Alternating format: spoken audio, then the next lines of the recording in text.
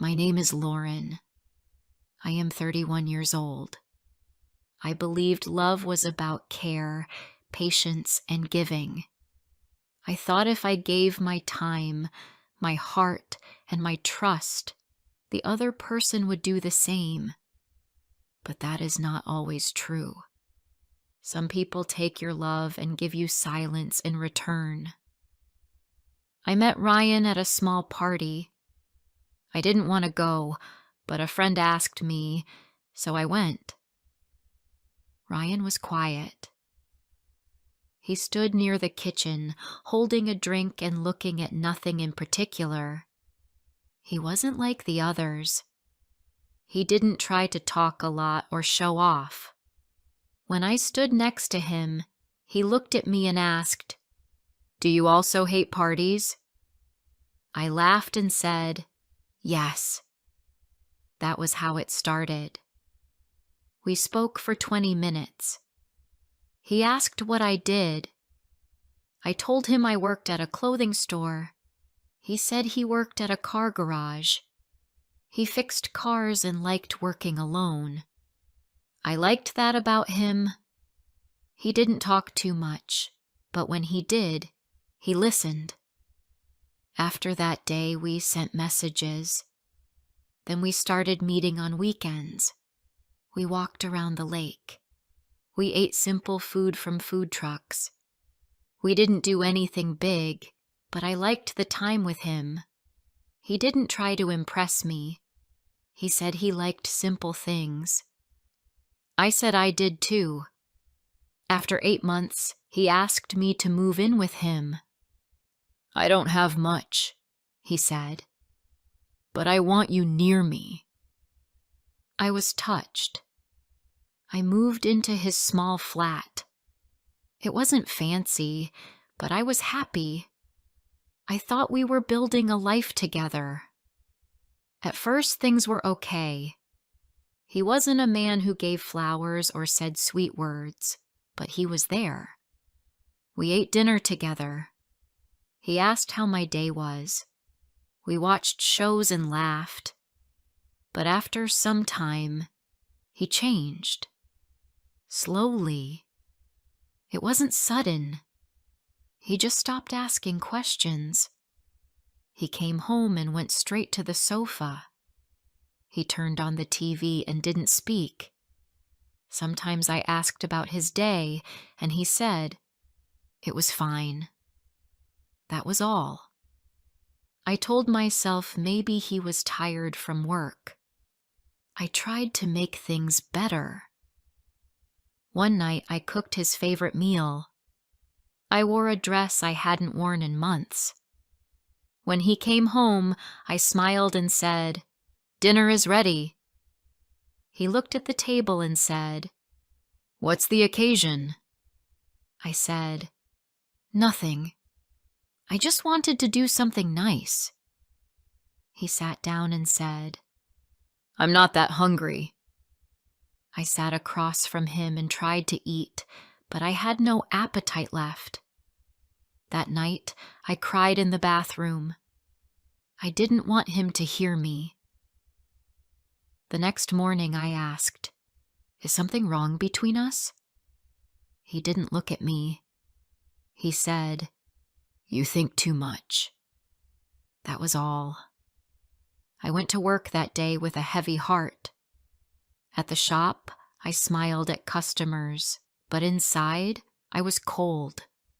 I thought love was care, but he made me feel like I was the problem, like I was asking for too much. Weeks passed. I kept quiet. I didn't want to make him angry or push him away, but I also felt alone. I was in the same room with him, but it felt like I was invisible. One day I came home early.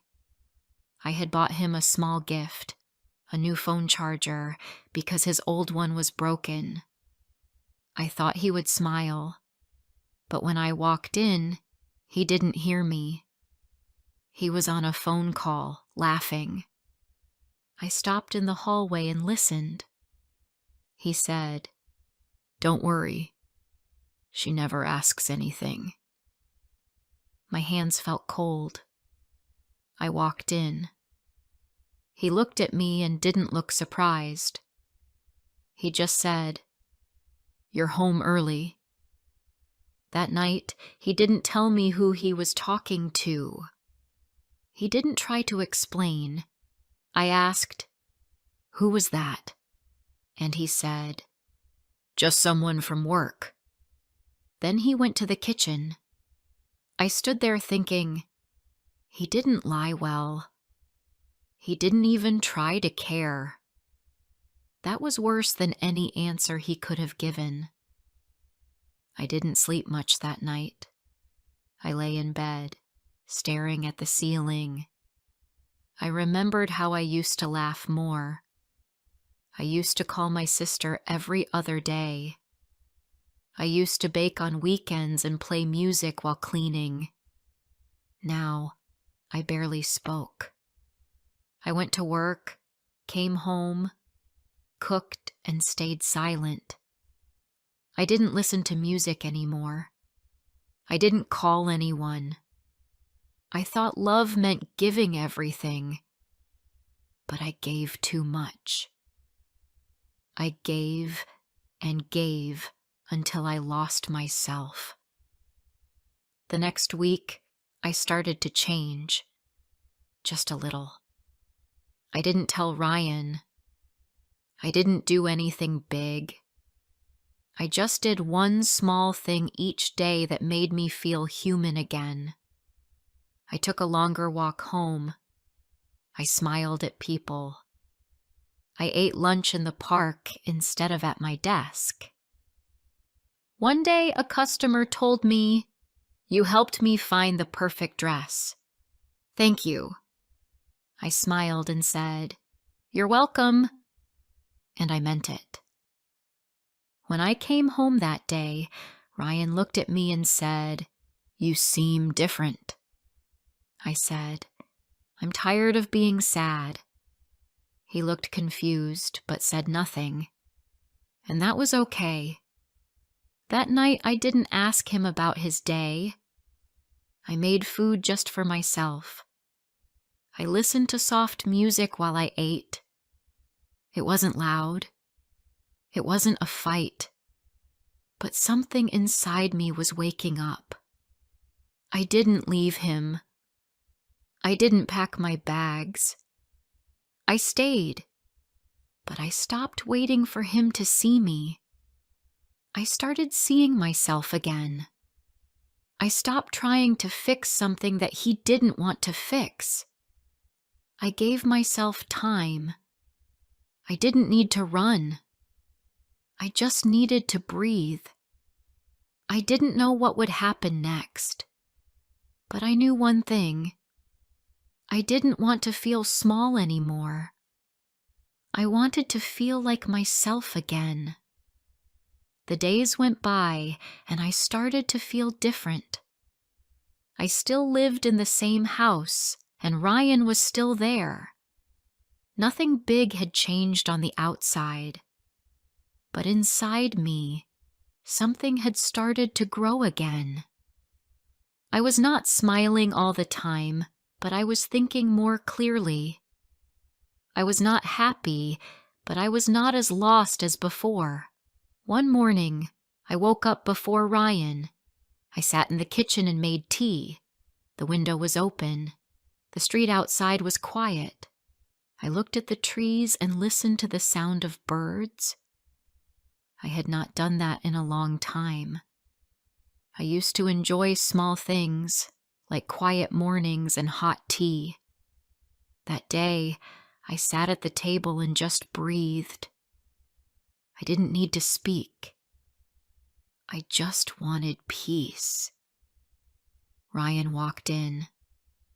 He looked at me and said, "Why are you up so early?" I said, "I just wanted to sit here for a while." He didn't say anything else. He took a cup, poured some tea, and sat down. We didn't speak. He looked at his phone. I looked at the sky. There was nothing to say. I didn't expect him to notice me anymore. At work, I tried harder to focus. I still helped customers at the shop. I still smiled when I could. One of the women I worked with asked me, "You look better these days. Is something good happening?" I said, "No, not really. I'm just trying to take care of myself." She smiled and said, "That's good. You should." That small talk meant a lot to me. It reminded me that I was still a person, not just someone sitting in a house with a man who did not see me. At home, Ryan stayed the same. He came in, took off his shoes, sat on the sofa, and turned on the TV. We ate in silence. I cleaned the plates. He didn't ask how I was. I didn't expect him to. But now, I didn't wait for his questions. I had stopped hoping for his words. That was the change. Before I share the rest of my story, I need to know, where are you listening from? Knowing someone hears me, understands me, gives me strength. One evening, I sat outside the house after work. I sat on the steps, just watching people walk by. It was cool outside. I wrapped my arms around myself. A little girl walked past me with her mother. She looked at me and smiled. I smiled back. It was just a second, but it made my chest feel warm. I missed that feeling, being seen, even for a moment. That night, Ryan came home late. He said, "Traffic was bad." I said, "Okay." He looked at me and said, "You don't care anymore, do you?" I looked at him and answered slowly, "I used to care too much." He frowned but didn't say anything. He went to the other room. I stayed in the kitchen and finished my tea. I didn't feel angry. I just felt calm. The next morning, I made eggs and toast. I placed one plate for myself and didn't make extra. Ryan walked in and asked, "No food for me?" I said, "You never asked." He rolled his eyes and walked out. But I didn't feel guilty. I had made food for him every day for years.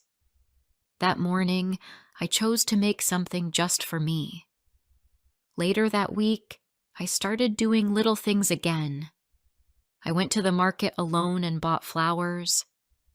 I placed them in a small glass by the window. They were yellow and bright. Ryan didn't say anything when he saw them, but I didn't care. I didn't do it for him. One Sunday, I cleaned the house and played music. I had not listened to music in a long time.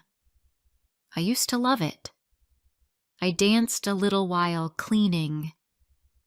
I smiled. I felt alive, even if just for 10 minutes. When Ryan walked in and saw me dancing, he looked confused. He said, "What are you doing?" I said, "Cleaning." He didn't say anything else. He left the room. I knew he didn't like to see me happy when he was not part of it, but I didn't stop. I kept the music on. I cleaned every room and sang as I moved. The house was the same. The man was the same. But I was not the same. That was enough for now. One night Ryan asked, "Are you going to stay like this? Cold and quiet?" I looked at him and said, I am not cold. I am just tired, he said. Tired of what? I looked at him and replied, tired of not being seen. Tired of giving and getting nothing. He laughed and said, You're being dramatic. I didn't reply. I stood up and walked to the kitchen. I didn't need to fight. I didn't need to shout. I was not there to prove anything. I had already lost too much time trying to be heard. Now, I just wanted peace. That night, I sat in bed and read a small book. It had been sitting on the shelf for months. I turned the pages slowly. It was a simple story, but I enjoyed it. I felt calm as I read. Ryan turned off the light and turned his back to me. I kept reading with the lamp on my side. The next few days were quiet. Ryan didn't speak much. He stayed in his room longer. He came home later. I didn't ask where he was. I didn't feel scared or jealous. I didn't care the way I used to. I had let go of that pain. One afternoon, after work, I passed a mirror in a shop window. I stopped and looked at myself. My face was still tired, but my eyes looked different. I stood up straight. I looked like someone who was trying, someone who was coming back to life. That evening, I made a simple dinner, just rice and vegetables. I ate alone. Ryan came home and looked at the food. He asked, "No dinner for two?" I said, "You can make your own if you like." He looked at me for a second, then said nothing. I had not become strong overnight. I still felt small sometimes, but I was learning to stand again, one quiet day at a time, and every small step, every little choice I made for myself helped me feel more like me. The days became easier, not happy, not perfect, just easier. I still lived in the same house. I still saw Ryan every day, but I was different now. I didn't wait for him. I didn't cry in silence. I made choices for myself. Small choices, quiet ones, but they helped me grow. One Saturday morning, I cleaned my room and opened the window. The air was fresh. I looked outside and saw the sun. I stood there for a few minutes. I felt calm. I didn't feel sad or scared. I just felt peaceful. That feeling was new to me. For a long time, I lived with fear. I always thought Ryan would change. I waited for love from someone who didn't know how to give it. But now I stopped waiting. Ryan came into the kitchen while I was making breakfast. He looked tired. He said, "Are you going somewhere today?" I said, "No, just staying home." He looked around and said, "You've been acting strange these days." I said nothing. I took my tea and walked to the living room. He didn't understand what was happening, but I did. I had stopped giving him all of me. I didn't ask about his day anymore. I didn't wait for his smile or his voice. I just lived. And that was enough for now. At work, I spoke more with customers. I helped a woman find a jacket. She said, "You are very kind." That made me smile. I used to feel too small to be seen. Now I was seen. Even if only for a moment, it still mattered. One day, Ryan didn't come home until very late. I heard the door open after midnight.